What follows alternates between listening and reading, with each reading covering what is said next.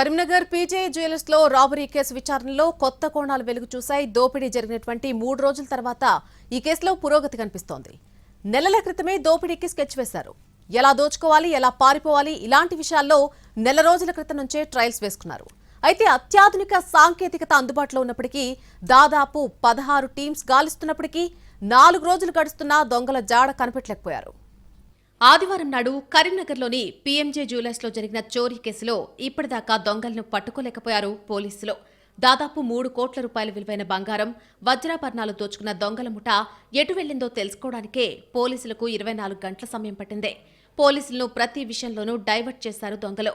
దొంగతనానికి రావడం దగ్గర నుంచి దోచుకొని పారిపోవడం వరకు పోలీసులకు అంతు చిక్కకుండా ప్లాన్ చేసింది దొంగల ముఠ. దొంగల విషయంలో పోలీసుల నుంచి అధికారిక ప్రకటన రాకపోయినప్పటికీ రకరకాల ప్రచారాలు మాత్రం జరిగాయి. సిరిసిల్ల వైపు పారిపోయి కామారెడ్డి మీదుగా మహారాష్ట్ర వెళ్లిపోయారని ప్రచారం జరిగింది. కాదు, చొప్పదండి వైపు వెళ్లారనే రూమర్ కూడా వినిపించింది. దొంగలు తెచ్చుకున్న బ్యాగ్పై నందూర్ బార్ అనే పేరు ఉండడంతో మహారాష్ట్రకు చెందిన ముఠా అని ఒక రోజంతా ప్రచారం సాగింది. ఆ తర్వాత బీహార్ జైల్లో ఉన్న మోస్ట్ వాంటెడ్ దొంగ సుబోధి గ్యాంగ్కు చెందిన వారిని రెండో రోజు ప్రచారం చేశారు. చివరకు బీహార్కు చెందిన ముఠా అనేది ప్రాథమికంగా నిర్ధారణ అయినప్పటికీ వారు సుబోధి గ్యాంగ్ సభ్యులేనా అనేది క్లారిటీ లేదు.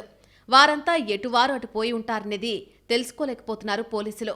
అయితే మంగళవారం మధ్యాహ్నం ధర్మపురిలోని గోదావరి తీరాన ఒక కయ్యలో పల్సర్ బైక్, దానికి సమీపంలోనే హెల్మెట్ దొరికిందని తెలుసుకున్న పోలీసులు అక్కడకు వెళ్లి దర్యాప్తు ప్రారంభించారు.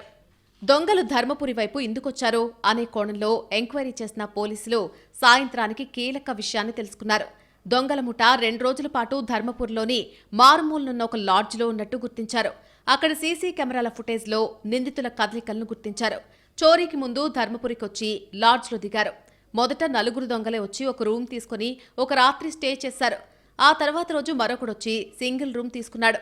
ఈ 2 రోజుల్లో ఎక్కడా కూడా వారి ఫోన్ నంబర్ ఇవ్వలేదు. యూపీఐ ద్వారా డబ్బులు ఇవ్వకుండా నగదు చెల్లింపులు మాత్రమే చేశారు.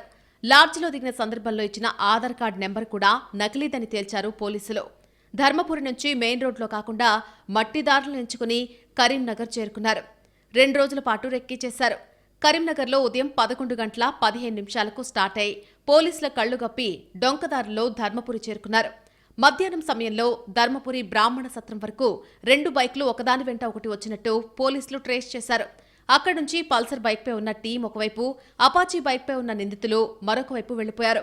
పల్సర్ బైక్పై వెళ్లిన వారు పుష్కర్ ఘాట్లకు 1 కిలోమీటర్ దూరంలో ఉన్న ఒక కయ్యలో బైక్ను వదిలేసి గోదావరి దాటి వెళ్లారని భావిస్తున్నారు పోలీసులు.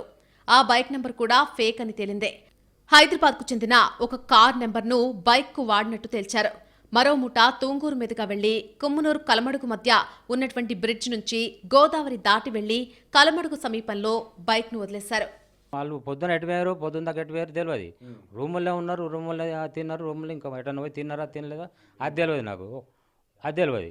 మళ్ళీ సాయంత్రం 2వ నాడు సాయంత్రం ఏం చేసిందంటే మళ్ళీ ఒక టో పెట్టుకున్నాను చూడండి, ఆవిడ వచ్చింది అంటే అదే రూమ్లోకి పోయినా నాకు, ఎందుకంటే ఒకటే రోజు డబ్బులు ఇచ్చారు కదా, ఇంకో రోజులు కూడా డబ్బులు కావాలని చెప్పి మళ్ళీ నేను రూమ్కి పోయి అది తలుపు కొట్టి మా సార్ ఒకటే రోజు ఉన్నారు అయిపోయింది మీది టైము, మరి ఇంకో రోజు ఉంటే డబ్బులు ఇవ్వమన్నా అన్న వాళ్ళు మళ్ళీ 1200 ఇచ్చారు. క్యాష్ ఇచ్చారు. క్యాష్ ఇచ్చిన తర్వాత ఆ టో పెట్టుకున్నాడు ఏమన్నాడంటే నాకు ఇంకొక రూమ్ కావాలన్నాడు.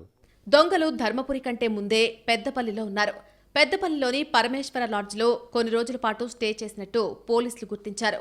2 వ్యక్తులు తాము కాంట్రాక్టు పనులు చేయించే సూపర్వైజర్లమంటూ లాడ్జ్లో దిగారు. ఆ తర్వాత రోజు మరో 2 వచ్చారు.